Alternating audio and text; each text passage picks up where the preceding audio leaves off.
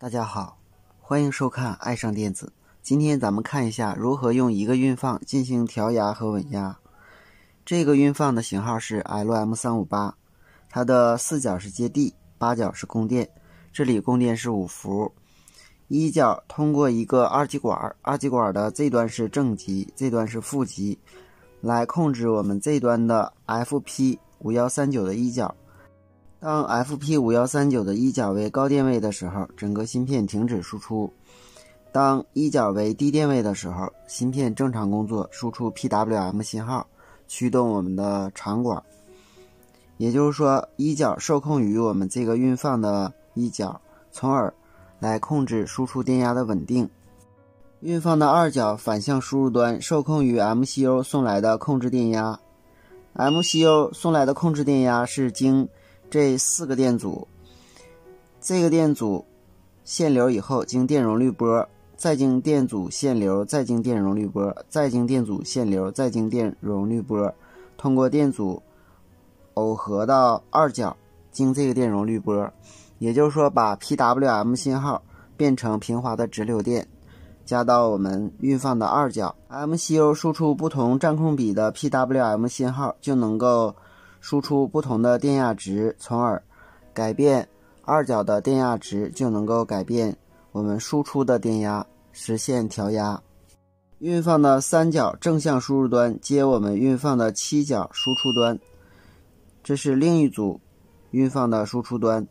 它的6角反向输入端直接通过一个电阻接我们输出端的 D， 另外6角还通过一个电阻接到我们7角输出端，进行放大倍数的限制。运放的5角正向输入端通过一个限流电阻接在我们的正极电压输出端上，然后正极电压输出端还通过一个分压电阻接地，来对输出电压进行取样，从而控制7角输出的电压值，从而送到我们这个运放的3角。当输出端电压升高的时候，7角电压成比例的升高，从而3角电压升高。当3角电压值高于2角的时候，一角输出高电位，通过这个二极管加到 FP5139的一角，从而使芯片停止工作，使后级电压下降。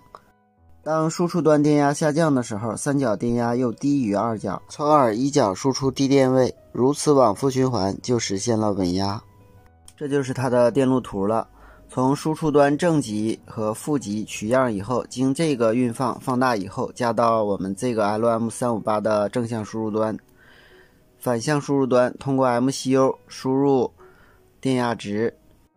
正向输入端与反向输入端进行比较，从而从输出端输出高低电位，加到 FP5139的一角进行电压的控制。当 MCU 输出的电压固定的时候，通过这2个运放及外围元件就能够使输出电压稳定。